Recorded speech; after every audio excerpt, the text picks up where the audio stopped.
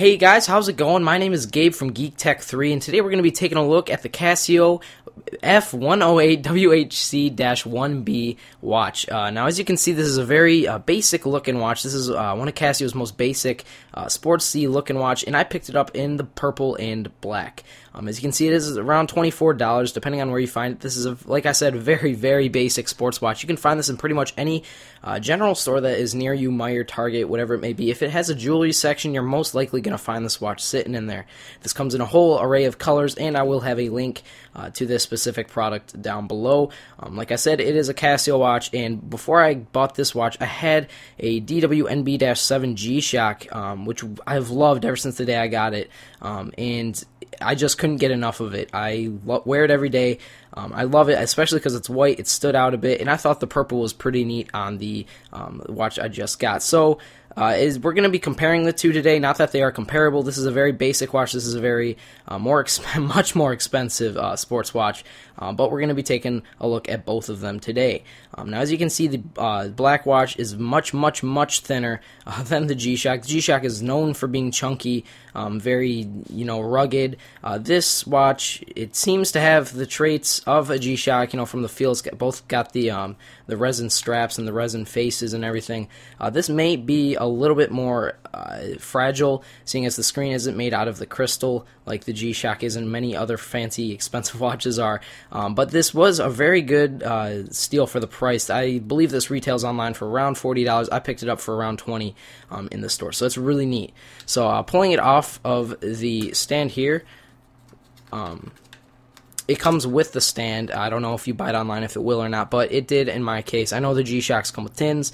This didn't have a tin come with it, and this is a little Casio tag. I'll take this off later, but it is very thin. This is a very sleek, thin watch. As you can see, the strap is very thin compared to the G-Shock at least, and the buckle is...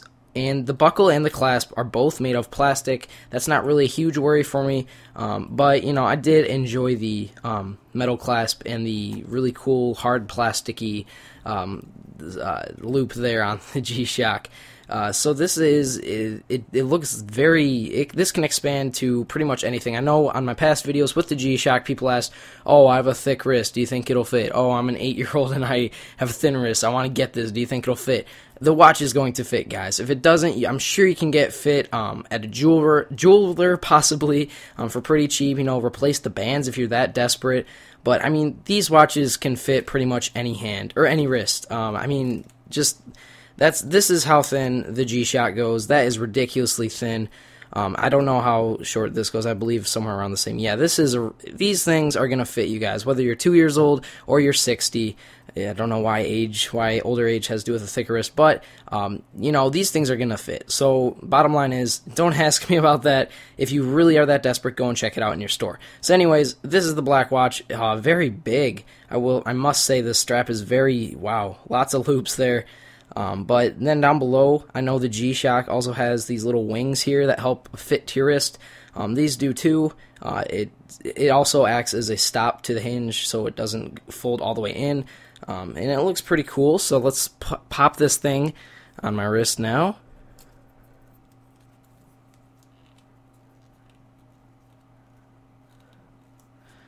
And there we go. There is the watch. Like I said, very thin, but it does have a little bit of bulk. It's really cool. I think it looks really nice, really fly. It pretty much could go with anything in my opinion. I mean, the purple kind of sets off little things, but I'm not going to get all fashionista on you guys. I think it looks pretty neat. Like I said, the little buttons on the corners here are just like on the G-Shock.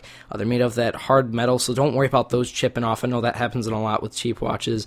And then the light... I don't know if you guys can see it. It comes off from the side. It's not backlit.